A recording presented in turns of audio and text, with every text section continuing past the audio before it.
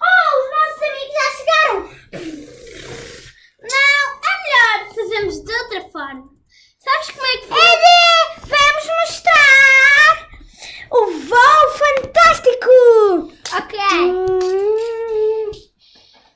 3, 2, 1 and... Não. Não se viu nada! Não foi desta vez! Da próxima vez tentamos! Mas tenta outra vez! Ei! A Cristi ninguém consegue! É verdade! Mas vamos falando um bocadinho! Não! E que derrumei tudo outra vez! Vamos ver! Este é a nossa amiga Betty! Ela é responsável pelos voos do canal! Mas ela hoje não está muito motivada! Nós acordámos às 5 da manhã para testar os voos. Esperem aí. Que isto pode resultar para animá-la. Chegou o dinheiro dela. Ela recebeu o dinheiro no concurso. Ups, e ainda falta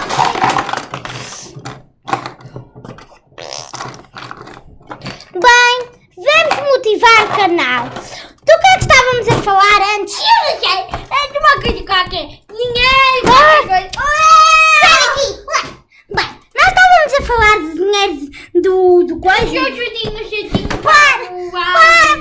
És uma leoa.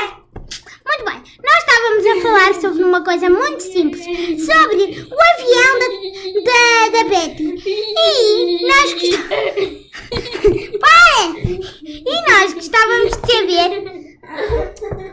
qual era o suposto disso. Ou seja, vocês gostam de lançar aviões de papel ao ar e isso? Eu acho que sim.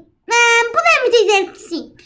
Se vocês gostarem de lançar os aviões de papel ao ar, terá uma coisa muito fixe este episódio. Este episódio, a tarefa de hoje é fazer um avião de papel e lançá-lo ao ar.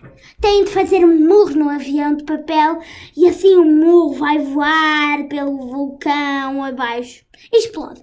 Ok, e então o que vocês têm para fazer hoje é fazer o seguinte. Têm de fazer... Tadadadá!